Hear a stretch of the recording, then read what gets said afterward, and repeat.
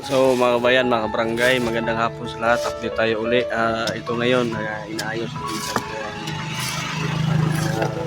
itong daanan ng, ng mga motor, din ng tricycle, ng babao mga kabayan. Ito po ay highway mga kabayan.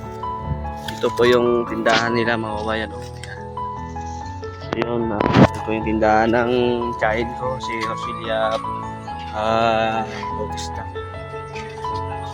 Ito po mga kabayan, ang tindahan ng aking child na maganda. So may mapansin niyo is nilipat ko kanina yung bubao gawa ng grabing init. Ayun po mga kabayan, wala na dyan yung bubao sa taas. Ayan. Ayan mga kabayan. Ito po, nilipat ko dito sa taas. Kasi gawa ng mainit.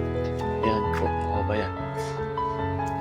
Ayan, medyo safety na siya dahil nasa taas na mga kabayan. Ayan po. Yun lang ang access ko sa hapon ito. Safety na siya. Ayan.